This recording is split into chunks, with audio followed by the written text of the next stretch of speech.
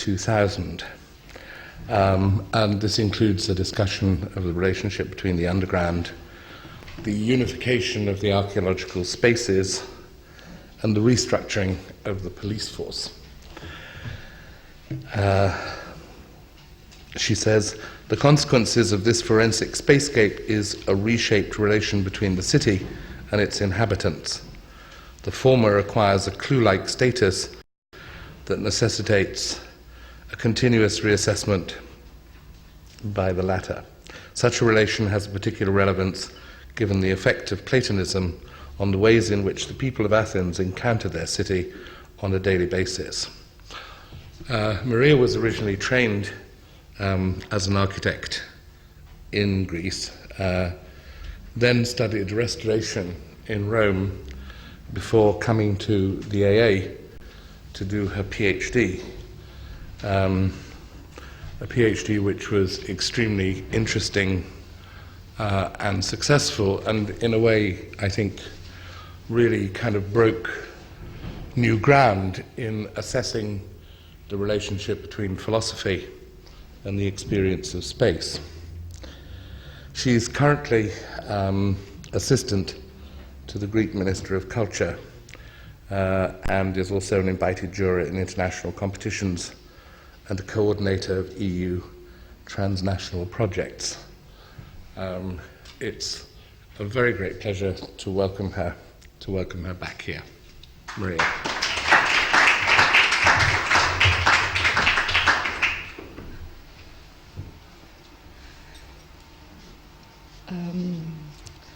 Thank you, Mark, and it's a pleasure for me to be at the AA. So, the topic of the talk today is the city of Athens. The title is actually Athens 2000 AD and not just Athens 2000, Forensic Spacescape. I will leave out the second bit of the title for the moment to come back later. I'm just insisting on year 2000 AD because the combination of the word Athens and the date produces an effect of historicity. It is easy for somebody to misunderstand the date as it referring to 2000 BC than to 2000 AD. For Athens is mainly perceived as past, as the past, to be more precise, as the location of the ideal past of Europe. When I ask friends that come to visit Athens for the first time to tell me their impression of the city, what strikes you more, all seem amazed from the fact that the modernity of the 60s is so overwhelmingly present. It is something that they never thought of. Visitors come to Athens with a preconceived image of the city. This is true for other cities as well, but each city is a particular case, and I will try to describe this evening the particular case of the city of Athens. More specifically, I will describe the effect that this idea of Athens as the place of the ideal had and still has on the city. So I will not bother you with the history of ancient Athens, probably you had enough of that, but with the effects of this history.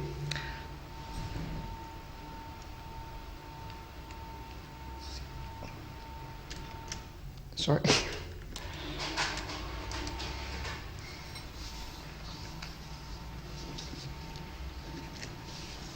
These are two panoramas of the city. At the beginning of,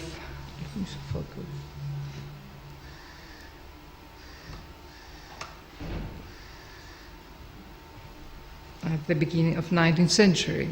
I will read you a quote from a book by Christine Boyer called The City of the Collective Memory. She writes, in general, during the early 19th century, the topography of ancient Greece was admired romantically for its ruinous features and for the meaning this exercised on the viewer's imagination. It was the era to travel into the past, to gaze on the history of ancient times and meditate upon the grand and melancholy spectacle as it remained isolated within the present. Every traveler to the city of Athens in previous centuries had recounted the emotions evoked by the ancient site and told of celebrated images rooted in classical soil. As one entered the town of Athens, arose the Acropolis to meet the voyager's eyes, described as the most beautiful ruin of the world, a little like a fortress with its cyclopean walls, an ensemble frightening yet sublime. No obstacle seemed to stand between history and the voyager's eyes. This uncanny aspect of 19th century Greece, and especially of Athens, was to be recognized the place of Europe's past. I use the term Europe, although in the context of 19th century it is more correct to speak about individual countries or to refer to them as the great powers, as the Greeks used to refer to, because they were dependent by them. But the idea of a common past is inextricably linked with the idea of Europe. Europe's past is not so much a category of time, a when, but a category of space. It is a spatial issue, and one this has been set up. Geography surfaces as the natural explanation of events. Geography is put under the service of history.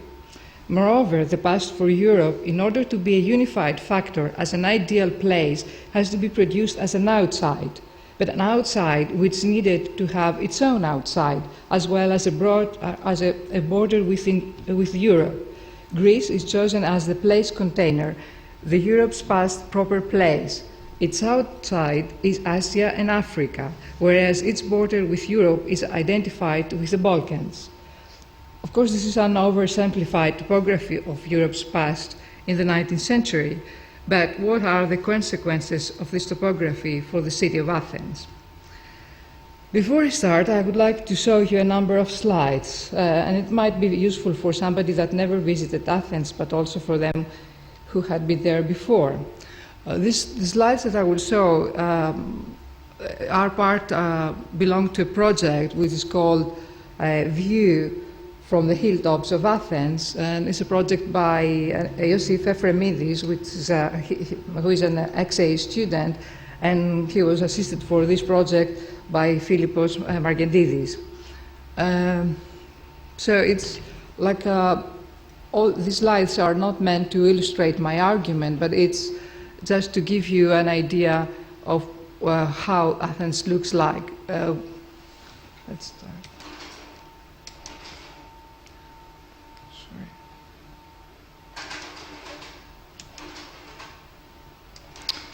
This is not.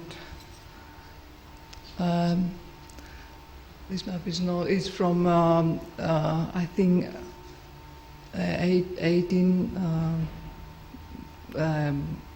19th century, and it's the city of Athens. What these two persons did, they choose to go to the hills around Athens.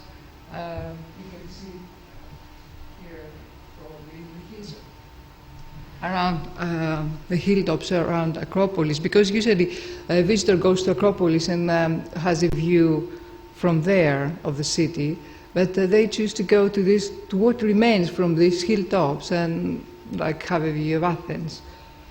So I won't tell you where the photograph is taken. If somebody is interested, then I can give the details. I will show this very kind of fast. Sorry.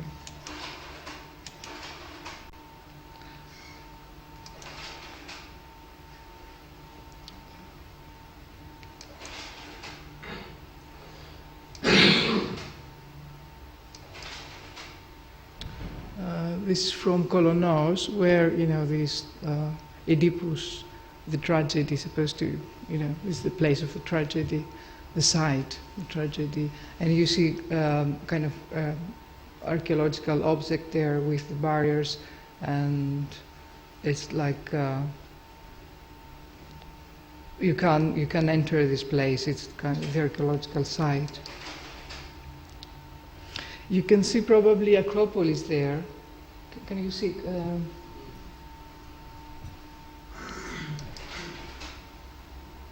this is. And you can see also, this is the hilltop, where at the hilltop they have constructed this church. You can have like a view of the Acropolis through this kind of this church.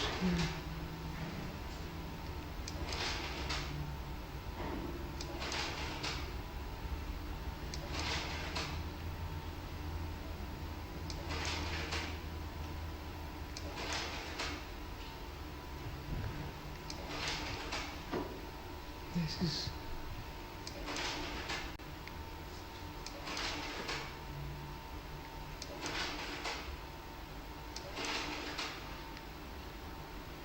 you can also see the Acropolis there, somewhere at the back.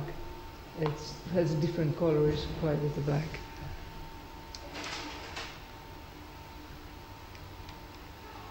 And here again, it's very probably difficult. It's here.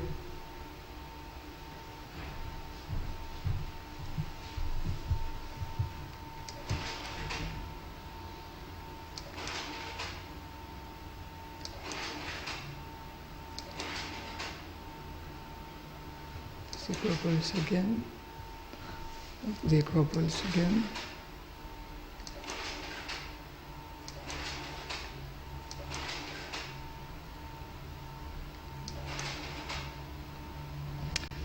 This is quite interesting. You have like a piece of a hilltop because the rest was like eaten out by these buildings remaining, in the city.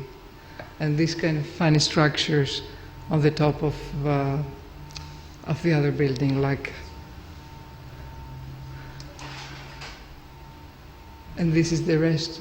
Somewhere is the rest of this hilltop. And here you can see again Acropolis.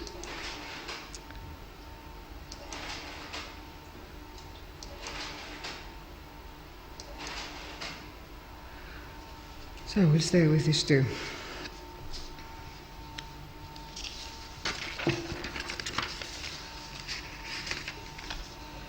Well, there is a specific difficulty in trying to describe Athens. It appears that this difficulty arises from the fact that the city, as it has developed since 1834, that is when it was chosen to become the capital of Greece, cannot be assimilated to any of the circulating urban geographical models. Athens cannot be characterized as a European city or an Asian city. It has been said that Athens stands in between East and West. It was described as the Asian city of Europe, and parts of the city have been considered to share features with the American cities. One might think that the difficulty arises from the fact that the very notion of an urban model is problematic, that one should question the condition under which these kind of models have been promoted, or even their usefulness. I mean, what is a kind of European city, what it means.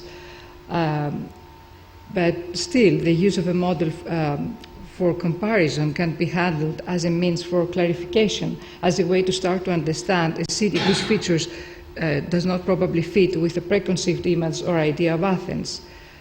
But apart from contesting this difference, that Athens is different from all these models, at a level of general remark, this attempt of assimilating Athens with what is more familiar or what is known about other cities, of this kind of cliché knowledge about other cities, cannot assist us to our task to understand and describe the city. So is Athens a particular case? What you see in these photographs is the accumulation of effects from the application of a specific model. Athens is today in one of these rare moments in which the model on which it was structured, it starts cracking.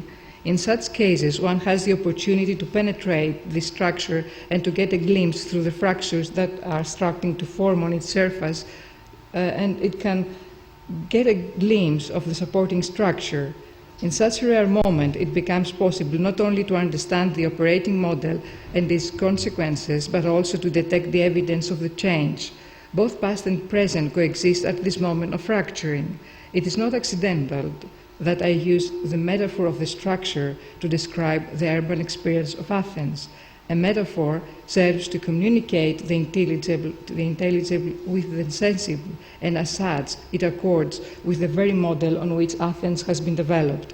My point, which I will develop on the course of this talk, is that Athens constitutes the urban experience of Platonism. In addition to that, I will argue that this urban experience makes itself visible today, that the model of Platonism is collapsing, and at the same time, a forensic spacescape is emerging. But let us start with Platonism first. The term Platonism indicates a number of theoretical presuppositions derived from Platonic philosophy. The main presupposition at a metaphysical level is the existence of a rigorous distinction between intelligible and sensible realms, and also it affirms the primacy of the former over the latter. According to this distinction, experience is devaluated and the primacy is given to intellectual intuitions. So, the existence of two separate realms, that of the ideal and that of the real, can be seen, can be interpreted at various levels. For instance, in the distinction between soul and body, where the soul is the ideal, the body is kind of the real, and the soul is the body is devaluated. So this distinction facilitates the adoption of Platonism by Christianity. St. Augustine considers the ideas as internal models but interior to God. Platonism then was able to appease the conflicting visions of classical antiquity and of Byzantium, that is the orthodoxy the Christian orthodoxy, that both of them were present in Greece after the War of Independence, and thus Platonism provides the foundation for the creation of the modern Greek nation-state with Athens at its center. The conflicting visions of Christianity and antiquity necessitated a particular vision of historical continuity. Eventually, Athens became the center of a national community and the intellectual center of the Greek world, whereas the organization of the state was in the hands of the West. I quote, "After the War of Independence, Greece was given a simplified and morally enlightened social organization in the form of Eurocentric monarchy. Although the Prince of Bavaria was elected to be the king of Greece in 1829, and his father, King Ludwig I of Bavaria, was instrumental in choosing Athens as the site for the modern capital of the new nation-state." End of the quote. So the West brought in their institutions for the organization of the nation-state, but they also imposed their vision of Athens. European cities used the ideal of Athens to plan the ideal within their cities. They produced the mimesis of an ideal and a difference within an existing urban fabric. They were free to work and rework the model they were imitating. But in Athens, the ideal was present and the urban fabric was lacking. Not only that, but Acropolis was the real place of the ideal. And this is a paradox. This is a paradox in the context of thinking and speaking about the real and the ideal as distinct and opposite. Their coexistence is a condition of impossibility. Either the distinction has to be abandoned together with the philosophical presupposition of its thinking, Platonism, or one has to recourse to ways to resolve the paradox within the condition of its thinking. So an ideal should be invisible and in sharp opposition to the real. There is no other option. If the ideal had to remain as such, if it had to remain in place, it had to retreat from vision. It had to become a shadow and a ghost, to lose any aspect of material presence within the city. In addition, if a city of Athens had to be constructed, it had to be in sharp opposition with this shadow. It had to be inferior and devaluated. Any other solution would compromise the very idea of the ideal. Thus, single proposal to build the palace on the Acropolis was rejected, and the efforts for neoclassical planning of Athens failed. What remained from antiquity became problematic. Athens, as it is today, is the effect of the urban model of Platonism. Two separated spaces were produced within the city, the space of the real and the space of the ideal. So, you can see the Acropolis, but the image of the Acropolis is like a ghost. It has no material presence. And this is the same with the archaeological sites in Greece. And this space of the ideal can be described with the words that Christos Papoulias, an architect, uses. And he writes, "Athens possessed large archaeological halls, landscapes with ruins set within its urban web. These are places, pockets, where nature still can be found, where the intrusion of the community are minimal and the history of use has not produced an indecipherable accumulation of strata. Places which, for one reason or another, resist use until they are forgotten. These voids are like black holes where time slows down." So this kind of space of the ideal is set separate from the city, and it can be visited, of course. So there are barriers, and it's not part of the life of the city. It's something that stands there as a symbol, as an ideal. It has no material presence. So Athens differs from other European cities in that the European cities have a history of city planning. Athens' history of city planning is a rather short one. Although the first inhabitants settled in the area around 300 BC, Athens was just a modest village of 4,000 inhabitants when it was designated as the capital of the new Hellenic state after the War of Independence. Upon the arrival of monarchy in Athens, two architects, the Greek Stamatis Kleanthis and the Bavarian Eduard Schobert, both students of Karl Zinkel, have been commissioned with drawing up a plan for the new town. The plan followed romantic neoclassicist principles, developed the new city to the north, and proposed the rehabilitation of the center of the ancient town through extensive excavation around the Acropolis. The ancient splendor of the town was, after all, the basic argument for its choice as the new capital. Unfortunately, the plan was unfavorably received by the citizens, and in 1834, Leo von Klenze introduced a new plan, which is a compromise between the architect's vision and the landowner's interests. This plan modified the previous one mainly by the smaller scale, narrower streets, and by reducing open spaces and the area dedicated to archaeological excavations. In 1860, Klenze's plan was readopted by a committee, Stavridis Committee, for a population of 50,000 people. With the exception of a few modifications, this plan formed the nucleus of the city, and it's responsible for the form of contemporary central Athens. So Athens grew to so we start now kind of describing how this kind of space of the real starts to be produced. And all these attempts to have like a mimesis of the ideal have failed. So Athens grew to a city of 453,000 people in 1920s and in 1928, after the massive wave of refugees from the Asia Minor, to a city of 800 inhabitants. It doubled the population doubled. On the eve of the Second World War, the population of Athens was already 1,140,000 people. In the first decades of the post-war period, a total restructuring of the country's economic and demographic increases, propelled by a significant concentration of industrial activity in the area and a consequent massive trend of internal migration. By 1981, metropolitan Athens had a population of 3,500,000 people, which is the 34% of the country's population. Attempts at comprehensive urban and regional planning for the Greater Athens area began after World War II. These efforts continued during the 60s, culminating by the end of the 70s in the legislation of Capital 2000, a framework plan setting out the city's basic development. Finally, in 1985, a law gave legal status to the structural plan and program for the environmental protection of the Great Athens area. So you see, all these years, there's no master plan for Athens. It's only in 85 that we have a master plan. So the planning history of Greece bears testimony of the production of the real as formless, shapeless, in Greek aschimo, without shape, angli, the opposite of the beauty, of the ideal form, where the form and the ideal coincide.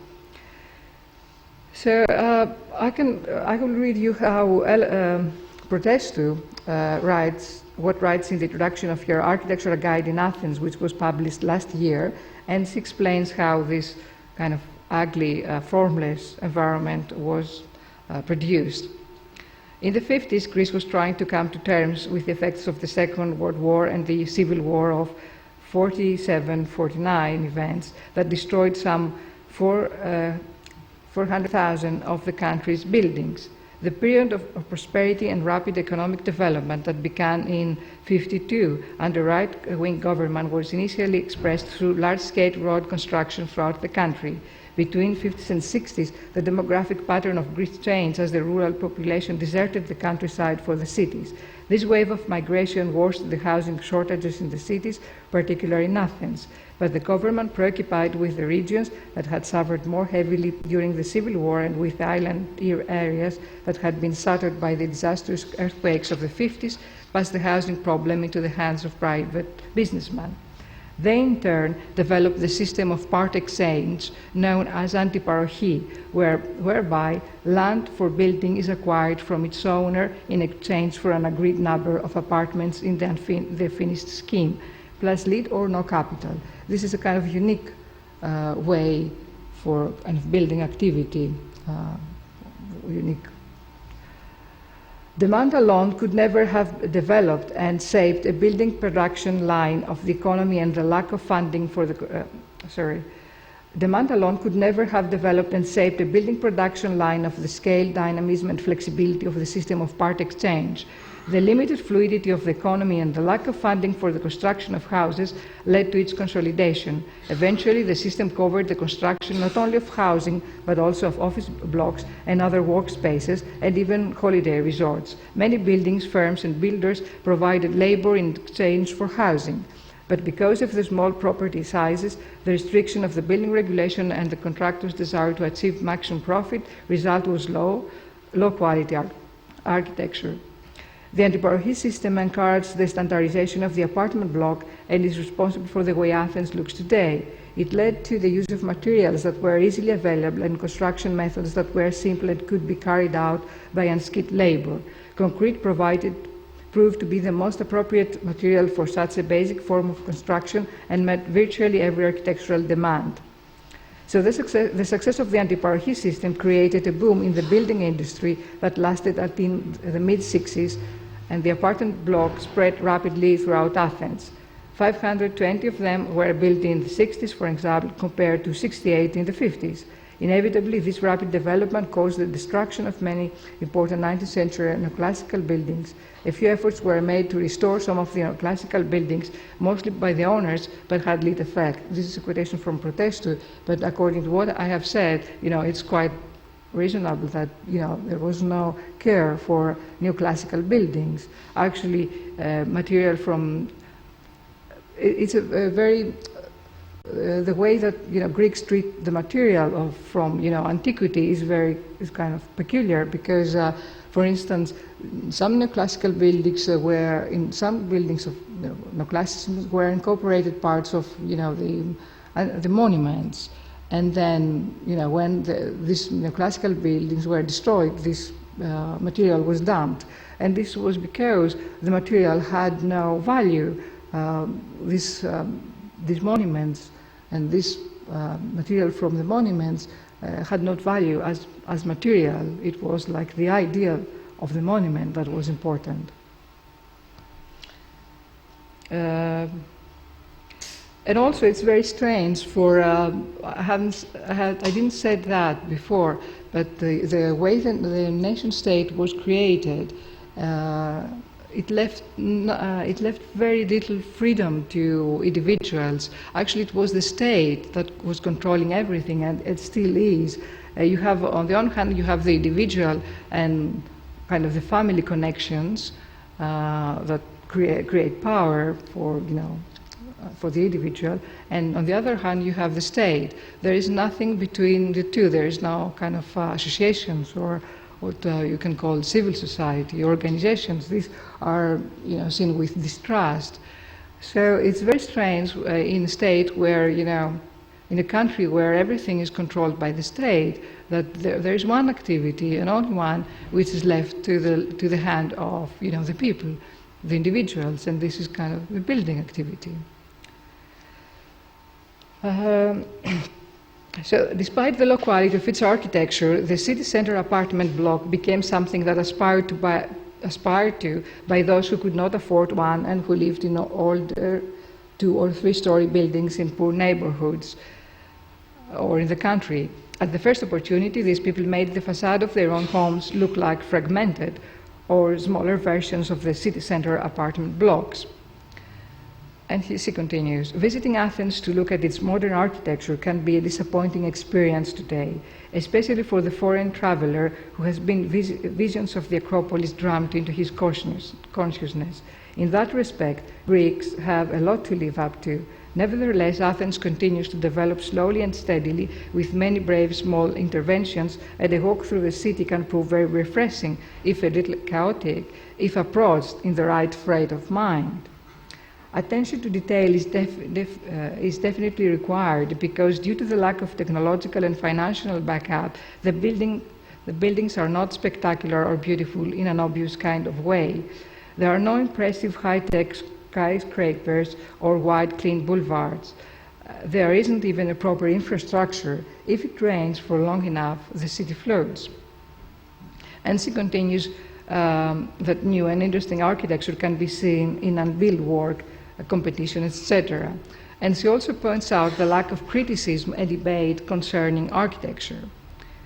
So this lack of research, so the city is as it is, but this lack of research and criticism on the city can be inscribed in a process of disavowal and the consequent suspended of action.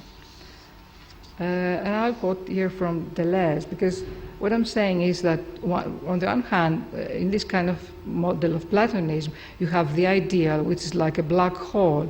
The other is the real, which is formless and shapeless. But the real also is not actually negated, but it's not debated. It's not. There is also a process which it might be this notion of disavowal appropriate to describe it.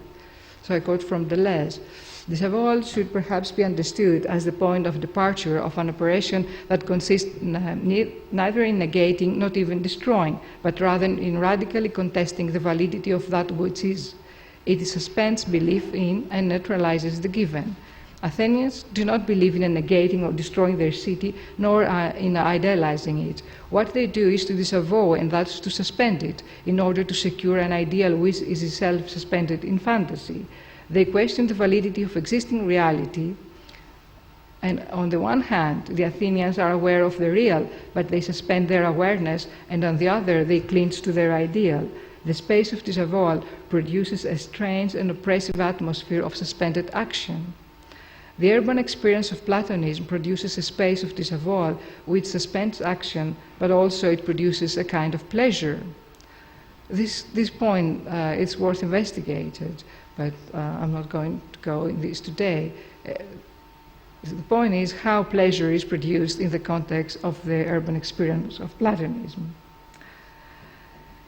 So having used this model of Platonism, I would like to clarify at this point that the use of a model, in this particular case, that of Platonism, is only used as a tool in order to understand the city and should not be considered in the context of a structuralist analysis of the city. I do not imply that there is a kind of deep structure that determines any activity within the city. It would have been reductive to adopt such a position, for anything could have to be made to fit into the structure or not considered at all. Model is rather used as a tool to be discarded if it proved to be useless. In a way, it helps us understand certain practices in the city, and one can always think that other models are into play as well. It is for this specific approach of the production of the built environment of the city that this model seems to provide clarification and in no way has explanatory value. Our use of model should not be considered as a method, not even as a strategy, but rather as our tactics. To put it another way, we speak of a model only because we are speaking in the context of Platonism. The tools are to be chosen according to the work at hand. So let's go to the collapsing of this model. So if the application of the Platonistic model was interconnected with the foundation of the nation-state, its collapse relates to the crisis that the Greek nation-state undergoes today. This crisis concerns a reevaluation of cliché ideas regarding Greek national identity. Although this is a major issue, we will only detect in the context of this talk, the effect that the migration of people from Eastern Europe had on the experience of the city of Athens.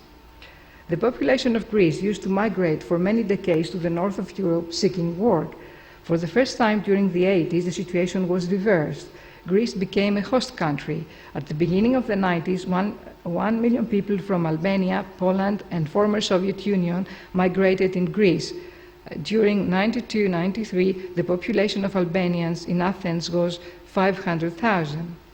Ancient Greeks were very concerned with defining difference and the other. The barbarians is the well-known term that indicates they're not Greeks. They were well aware with the problem of coming in contact with the other, the xenos. The term hospitality, in Greek philoxenia, includes both the word philos, friend, and xenos, foreign, enemy, pointing towards both friendship and hostility. That is why Greeks have invented a very strict set of rules to be followed if somebody wanted to be a guest. He was not even allowed to speak and say his name before being fully incorporated in the domestic structure he was visiting. Contemporary Greeks immersed in the traditional idea of hospitality, of Greek hospitality, that was mainly applied to tourists coming to admire ancient Greece, tried initially to apply these rules to the new immigrants. They tried to deal with the problem of migration, making use of the stock of behavior that the ideal of hospitality provided them. So at the beginning, when the first immigrants came, especially the Albanians, the Greeks used to take them to, like as members of the family, as like the poor child, in which the Greek was the father. Actually, it was called by the Albanians the boss, and that means also that, you know, this person has like a power not only in relation to the work he was providing to the immigrant, but also he has like power for everything else in his life. And actually many tried to change the names of the Albanians to give, they didn't like the Albanians' names, so they like baptized the Albanians with Greek names, and they made them Christians, because also it's, in Greece, in your identity card, you're supposed to Greek and Orthodox Christian, and there is no other option. You have to, if you are Greek, you are Orthodox Christian. So they try to change the name of the immigrants and make them Christians. But this attempt failed, as the Albanians, given their numbers, start to be organized in communities and transform the city. They came to stay and to appropriate a space for themselves. They made use of the leftovers mainly in the center of the city, the deteriorated areas. Usually they were hotels which were not used anymore, so or houses that, you know, Greeks didn't stay. So with coming, they didn't change the area, but actually they occupied areas mainly in the center of Athens, Omonia and Vathi, where there was no Greek population living. It was like deserted for housing. It was only other activities. There were attempts for the Greeks to reclaim the area by, you know, creating entertainment activities. This attempt was related to the fascination to be there where the city was changing and was not familiar anymore. It has become another place. The Athenians had to reassess their relation to it, to decipher it. The space of the real has acquired a forensic quality. The term forensic is related to criminal activity. Forensic science has been defined broadly as the application of science to the analysis of physical evidence in criminal and civil litigation. I do not want to use the term stretching its relation to criminal activity, but to emphasize its preoccupation with trace as evidence and the consequent reconstruction of events as stories to be debated. Besides, the term derives from the Latin forum, with its attendant meaning of public discuss and debate. So the first meaning was like the forum, but is contained in the term forensic. And then it's actually all the evidence that is used in order to reconstruct the story to be debated in the court. So debate is included in the term of forensic. In the urban context, it indicates a specific relation between the city and its inhabitants in which the former acquires a clue-like status that necessitates a continuous reassessment by the former. But having said that, that I don't want to relate the forensic with the crime, the presence of immigrants are directly related to criminality. In fact, Greek mafia joined forces with their immigrant counterparts. There has been an outburst of violence and criminal activity. On the news every day there was like the robbery of the day, the bank robbery of the day. Sometimes it was like more than one, and sometimes, in some robberies people were killed. Also, house robberies, it was very common, and actually we live in a fourth floor in Athens, in an area which is not considered like a dangerous area. And in the summer, where it's very hot, we have to close the shutters because if you leave it open, you can end up with somebody in your room. So the inhabitants cannot recognize Athens as their city, and the phrase that they use is that Athens has become like Chicago.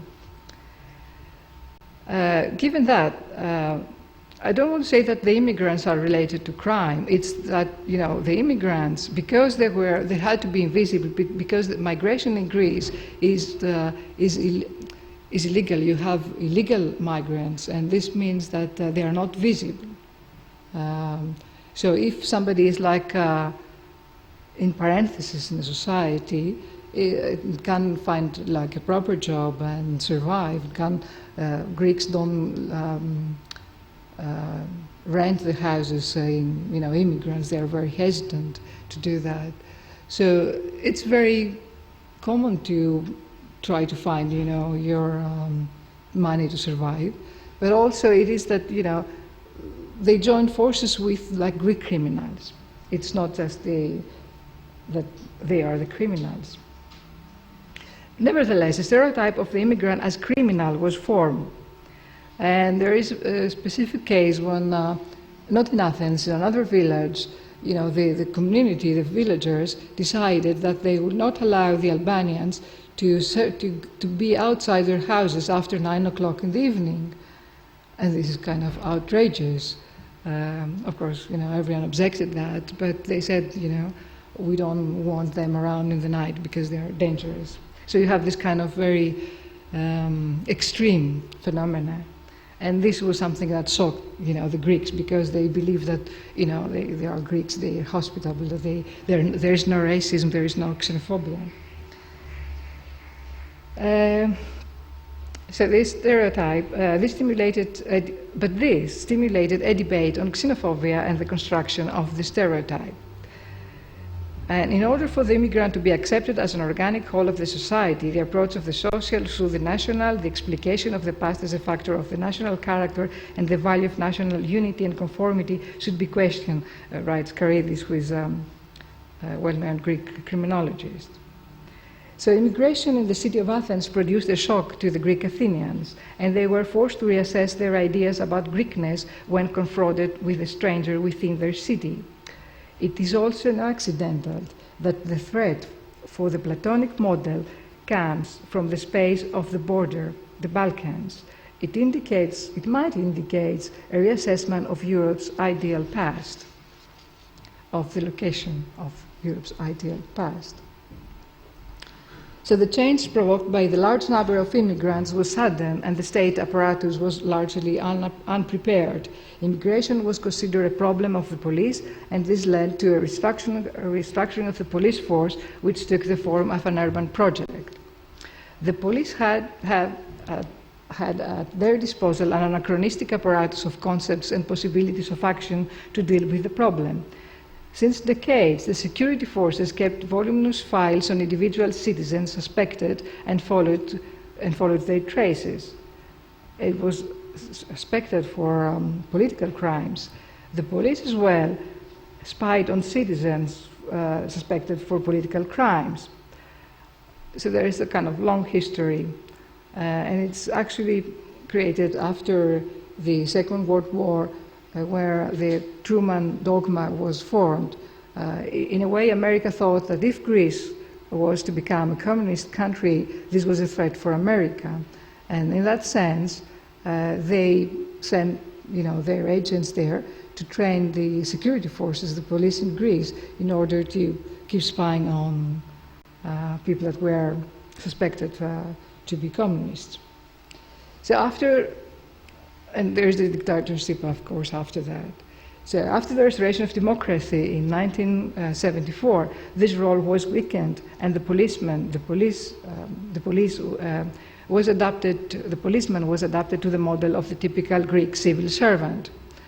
I would say something for the Greek bureaucracy. The state, had controlled everything in Greece, and to be kind of civil servant is a way to combat the problem of unemployment. So you have like many Greeks working for the state, but they don't actually work so hard.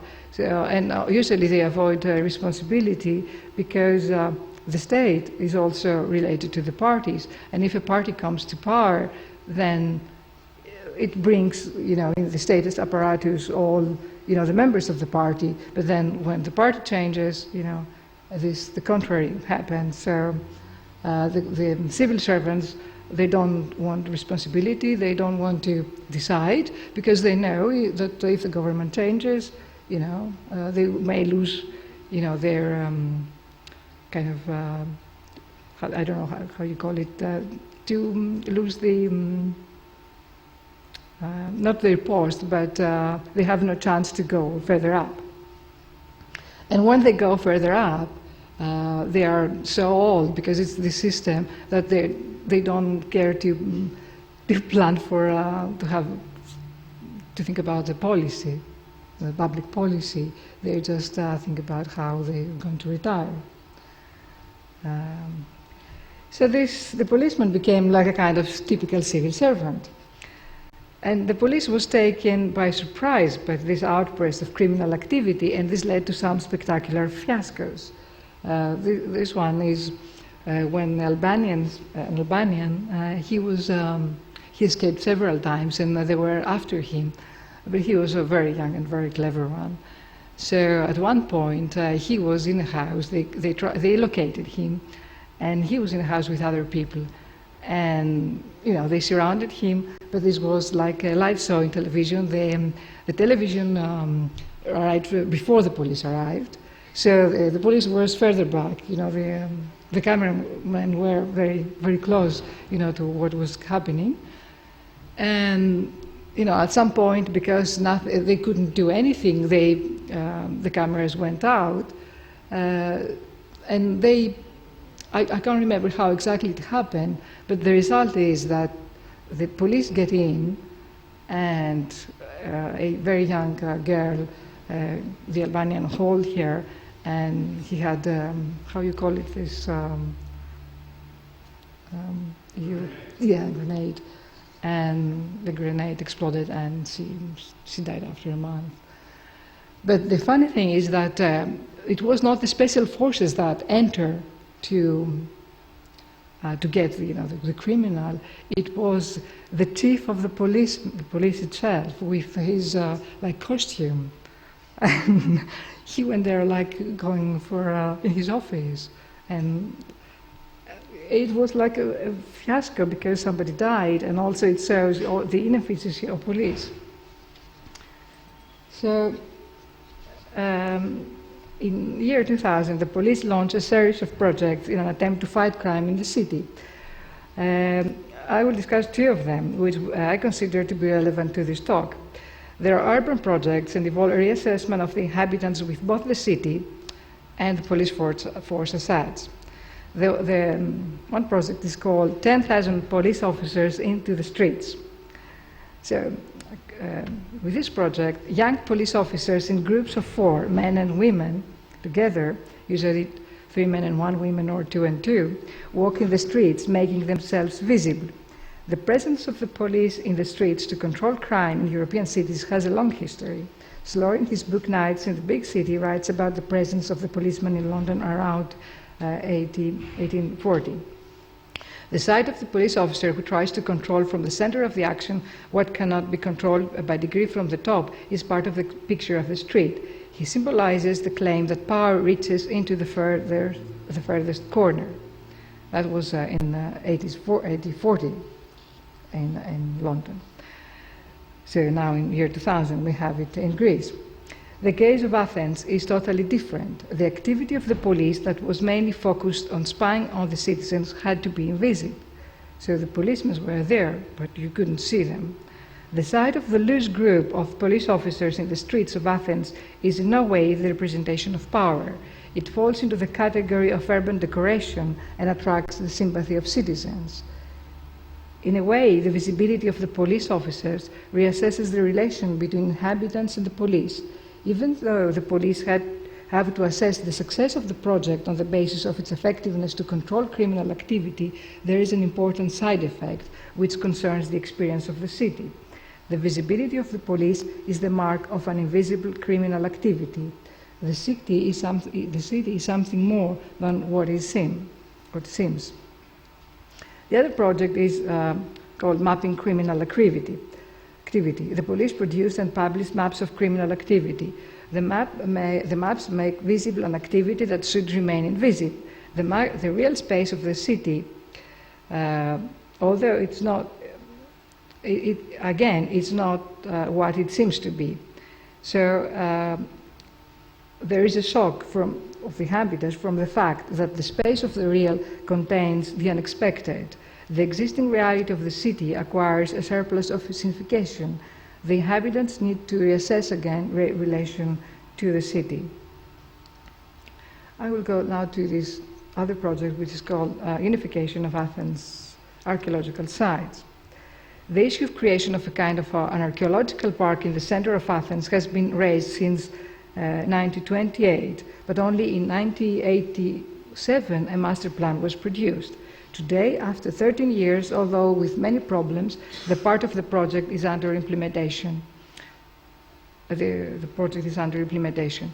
No competition was launched, and the area of the master plan was separated into smaller areas to be assigned as individual projects to a number of Greek architectural offices. I won't make any comment on the individual projects, nor I will talk about the problems regarding the implementation of the project, mainly the antagonism between the archaeologists and the architects. Which follows the kind of this model of Platonism between ideal and the real. You know, archaeologists are like enemies with architects. This has improved, of course, in the last decade. So I will only stay on the official statement of the company for the unification of the archaeological sites of Athens, which is responsible for the implementation of the project. So they say, they write, the term unification implies the creation of a network of major cultural landmarks, such as the principal monuments and archaeological sites of the city, interconnected with a sequence of open spaces, common greens, service facilities, and areas designated for cultural activities and recreation. The problem, as they identified, is that the gradual loss of the city's historical continuity and the slow erosion of the idea of Athens in the conscience of its citizens and of those who experience it as visitors. So the unification plan aims at restoring the historical continuity of the city, and then they say that it will improve the quality of life, it will create like pedestrian area, it will be like an open museum. So again, here we have, in this project, we have this distinction between kind of the ideology of the project, which is this kind of, again, the historicity of the city and the ideal of Athens, and then the other is that the kind of practical issues which the architects will solve, and it's about, you know, creating like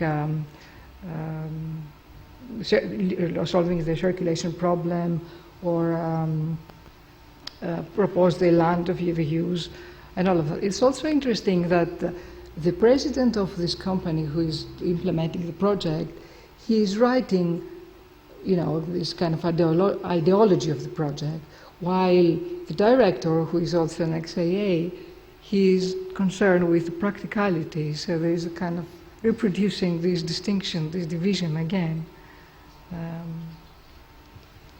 So there's a lot, it's very kind of confusing project as it is presented. My suggestion is that there might be an interesting side effect of the project when these black holes will become part of the everyday experience. They will be unified and integrated to the life of the city.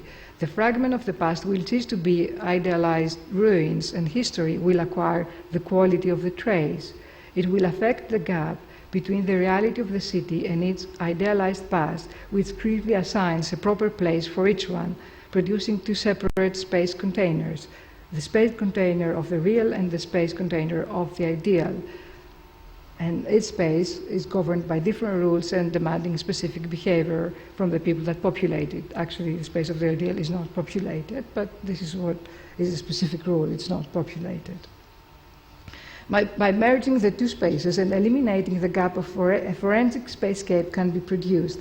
The artifacts will be supplied with a surplus of signification. They will become objects and not shadows, objects that can shift between opposing categories. As such, these objects will necessitate a reassessment by the inhabitants. They will become clues, which in the detectival sense need interpretation. In a sense, they will become archaeological objects.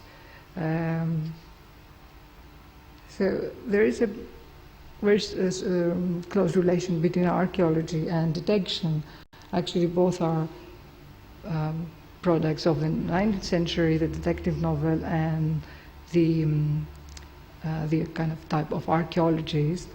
And there is also kind of a specialization in archaeology called forensic archaeology, where archaeologists and forensic scientists are together when, for instance, there is like a crime and it's a body that is buried. They have to excavate, and they excavate according to this kind of stratigraphic method of the archaeologist, and they record all the data in order to collect the evidence there to reconstruct the events of the crime. So that was a parenthesis. So this, with the unification, probably these kind of black holes will form part of the city's archaeology and not of its myth. Another project which I will talk about is the construction of the underground. The construction of the underground is a kind of major project and is very important given the traffic problem of Athens. Everyone that has been to Athens knows very well how it feels to be trapped in the car, going to your work every day. It was delayed for several years, but finally, a few months ago, it was inaugurated. Part of it was constructed. Actually, there was this delay because there was a miscalculation of the loose soil. In ancient Athens, in the houses, they had this kind of wells in their courts where they dumped, material that they didn't use. So when they calculated the loose ground, they thought that it's, the material that comes from pulling down the buildings, but actually these wells were going further down into the ground and were full with this loose material. So when they start perforating the soil of Athens, they found this loose ground, and it was very difficult to go ahead. Also, there was where in the center that they actually excavated because it was full of traces of antiquity. So the tube is a section of the invisible history of the city, the one that was not yet excavated. And there was also there was a big debate reaction from the archaeologists. So finally the findings were removed and exhibited in a museum. But it's not only that, they created like a fictive section was constructed in the Syntagma, which is the main station of the tube station in Athens. So the space of the underground is a different space. It shocks because the Athenians are accustomed to see every day this city, the space of the real, but there is non-existent. They go through it, they perforate, this kind of the history of the city that is not visible there as well, but also this space of the real is not invisible for them. So it's a kind of a shock. And when it was inaugurated, it was a weekend, so people from all over Greece came to see, the tube, and it was like a day of celebration. And what they say is that it's another city. They are not in Greece, they are somewhere else.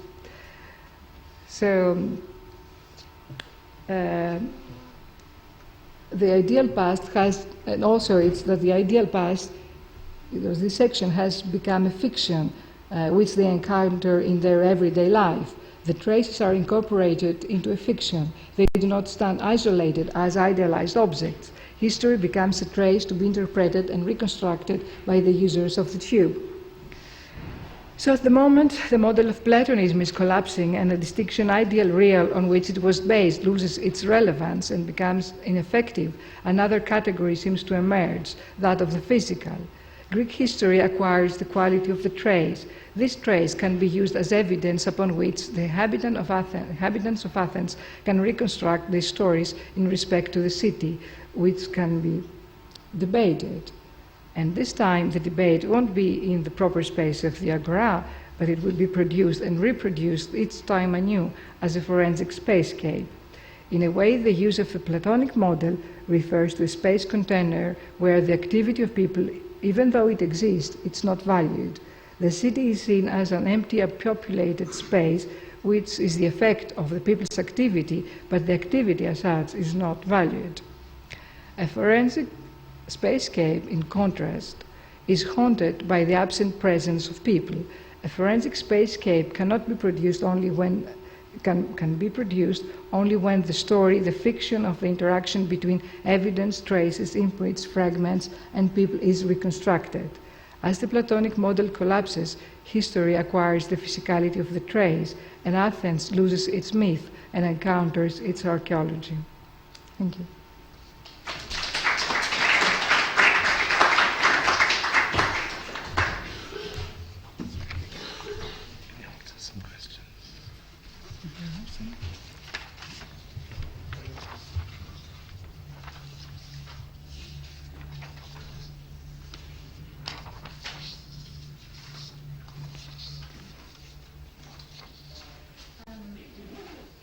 I'm very interested by what you call the Platonic urbanism model. But when you talk about it, do you refer to that model from the planner's point of view? Because I think that if we look to the inhabitants' point of view, I wouldn't say that, for example, either Athens in the 50s or the 40s works under the model, because I think that the ideal and the real world were not at all very separate, as Plato says that they're so distinct. I think that people live mixed with all those things. They had a very naive consciousness of the city. They had no urban consciousness around that time. So I would say that now there is a Platonistic kind of thing happening where suddenly Athenians especially have gotten this new conscience of these things that they should value, which they don't know that much about anyway. And I think much more now there's a distinction between the real and the ideal. Now they look at Theodorou and they say, oh, that's something really very different. Whereas before, I mean, in the films of the 50s, for example, all these very popular films, you see people taking walks around there, and it's really one thing. With their houses, it doesn't really make a big difference. Yes, you're right in a way, but what I was saying is that this is a model that is, we can see the city as the built environment, and it's restrictive because I said that, because it doesn't take account the activity of the people there. So a model has this problem because it's a model. And when I say Athens would lose the myth, and it comes to what you're saying now the Athenians are aware that this is the myth, which is different from believing in that and being part of that. So it's different to say, I'm Greek, and I might totally identify with this symbol there, that's why they feel, at ease with that. It was like a national consciousness that this is Greek and we belong here. Now it's an awareness that this is the myth of their city. So that's the difference.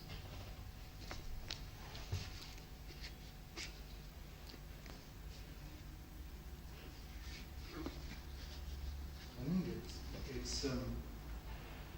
it's pretty interesting to hear you talk about Athens in this way, because a lot of the things you were talking about seem to be as newly emerging problems.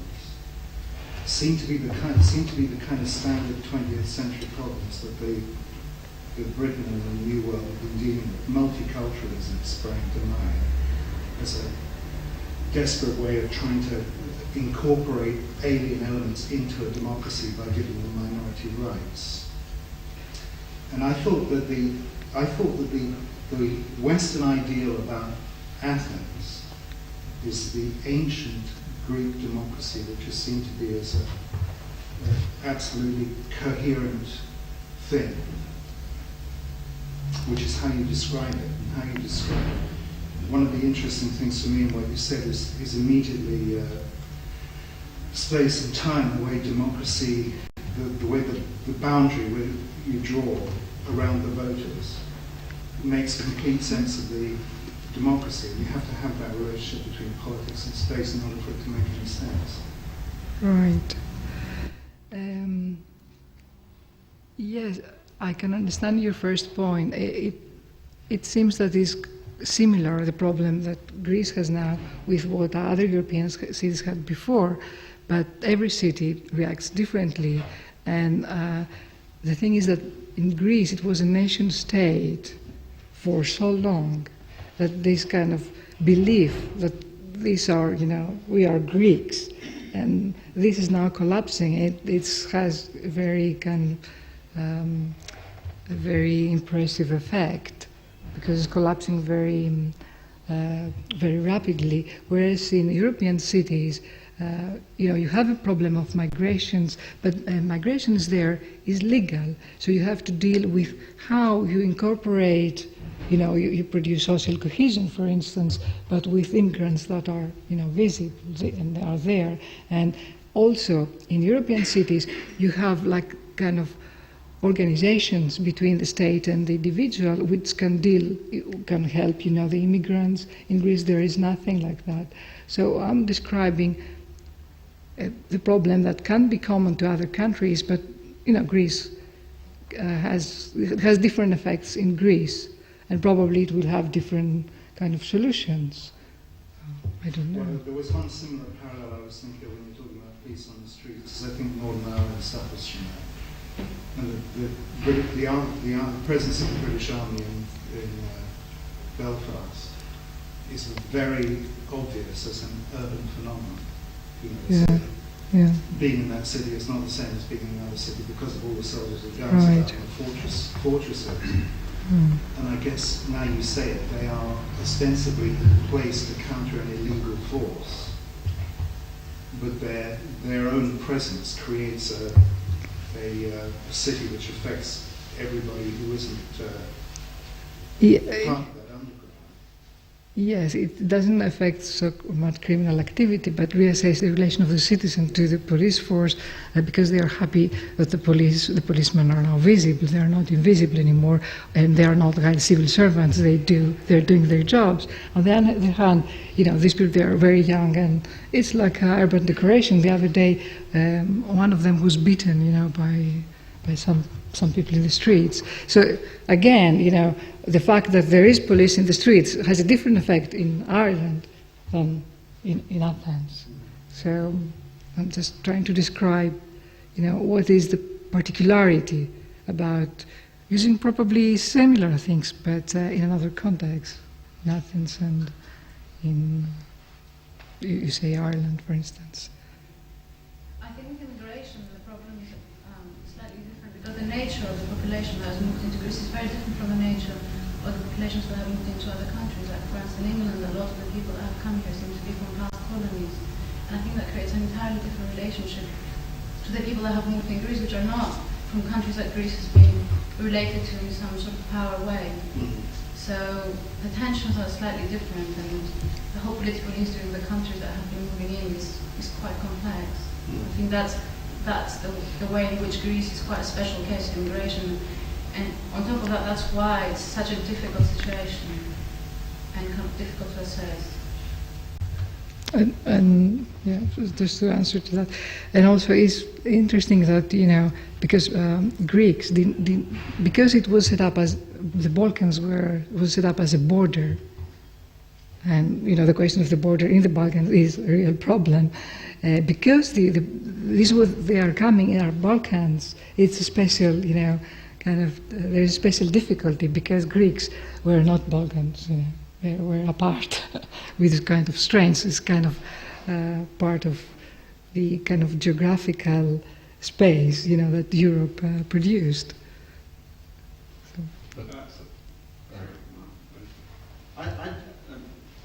Sorry, I missed the first part of your lecture, but my chief impression of Athens was that it was a city swollen in the 20th century by the immigration of Greeks, actually,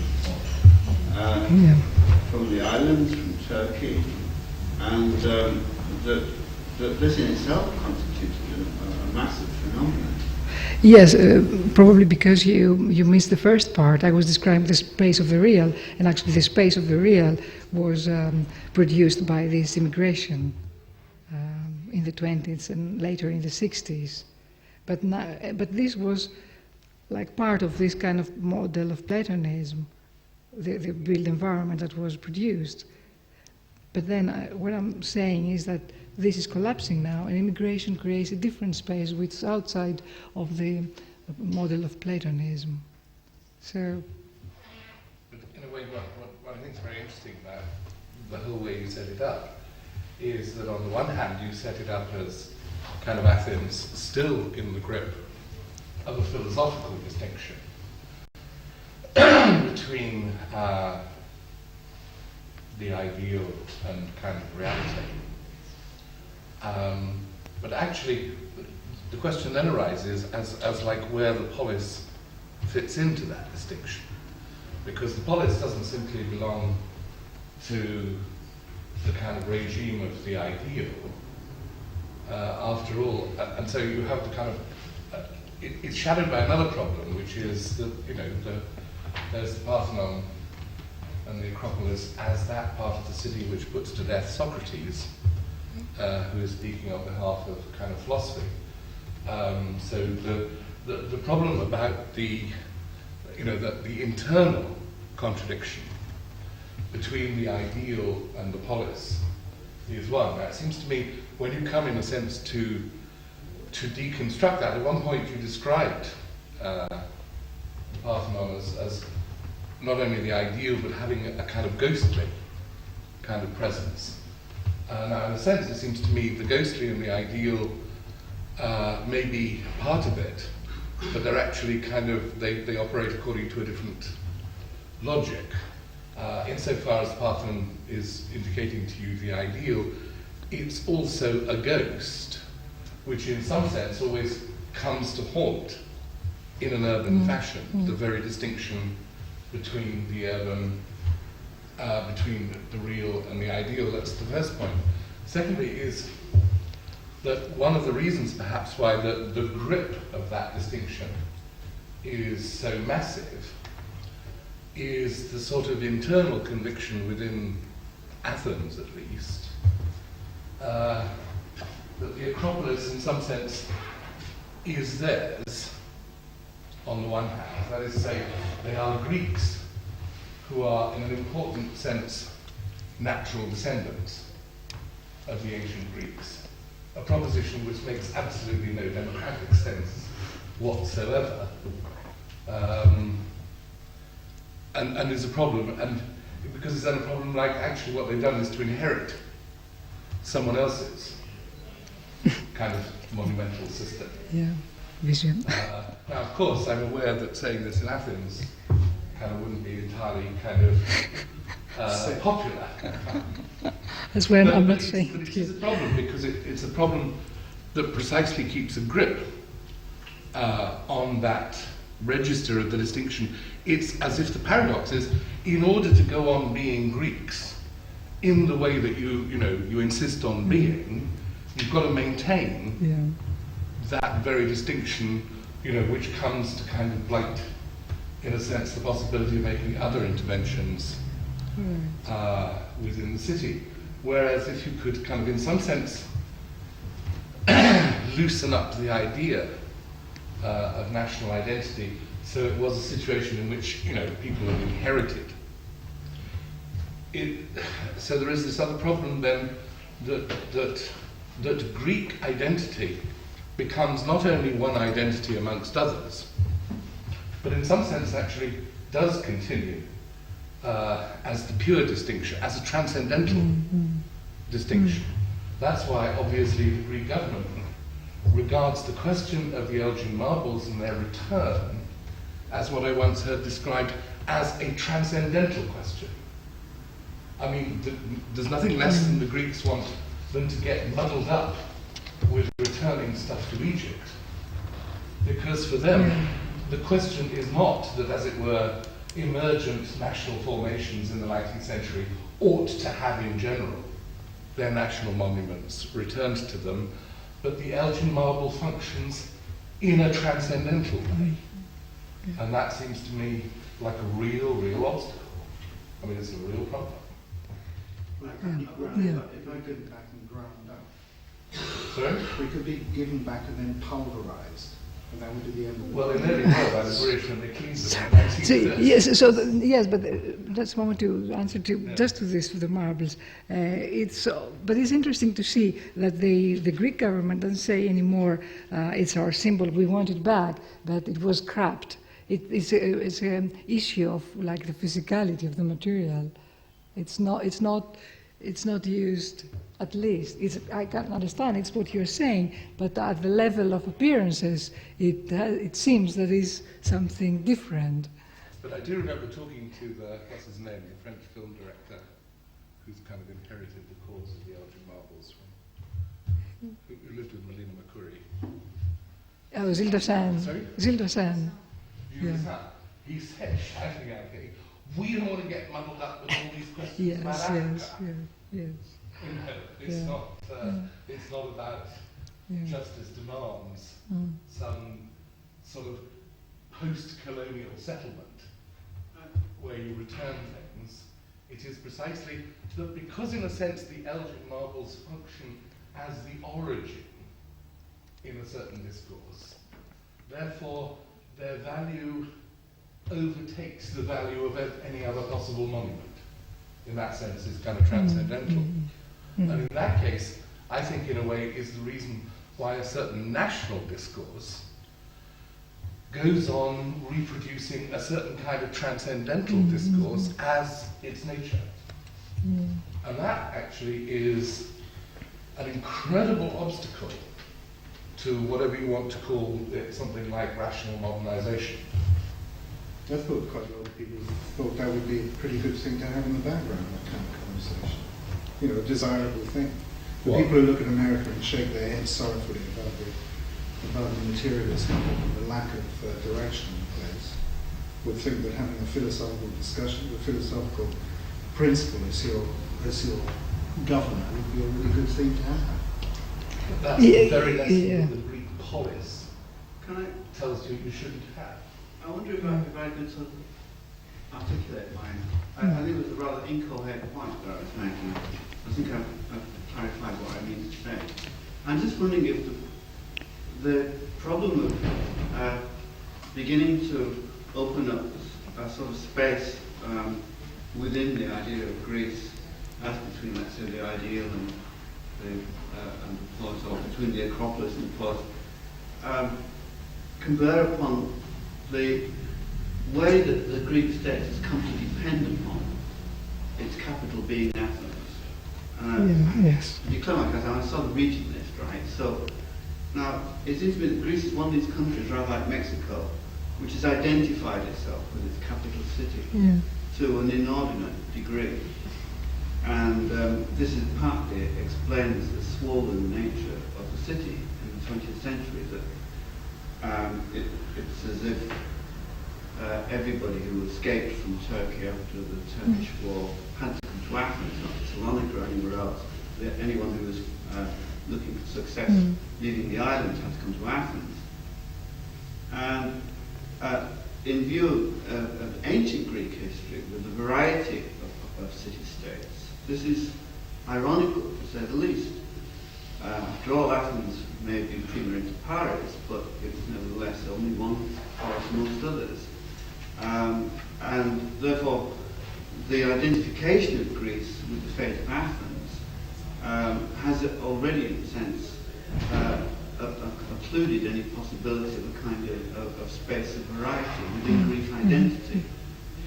Yes, it's again because you didn't listen to the first part, because actually the Greece was chosen by the Bavarians. The Athens was as the capital, the city. There is a process in which Athens is chosen for the ideal. I was saying it's the ideal, the place of the ideal for the Europeans. It's the place where they locate their past. So it's, of course it's related, yes, but it was, when they started, because it was an ideal that were coming and projected and imposed to Greece, that this is Greece, this is Athens. We want, the Europeans said, we want this to be the location of our past.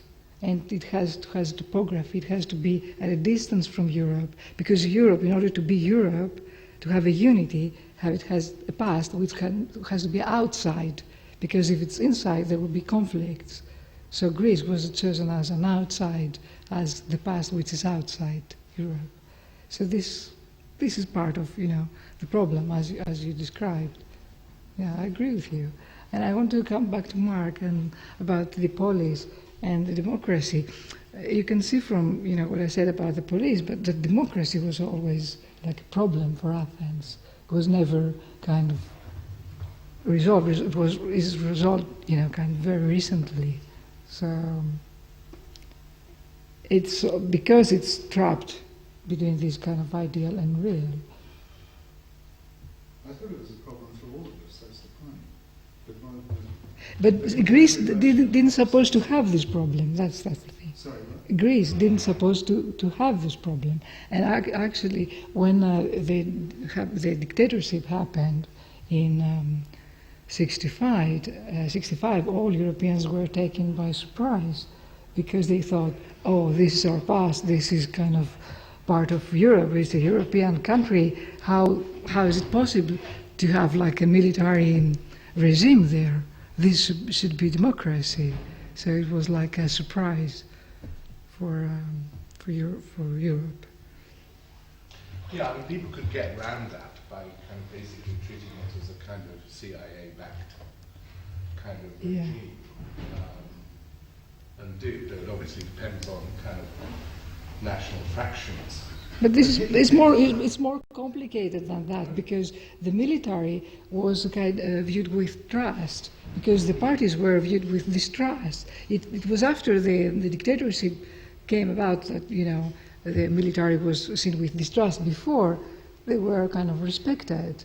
And actually, the military today is the only institution that rationally organizes itself, and it's not dependent on parties anymore. It's the only institution at this moment that is kind of truly independent from parties.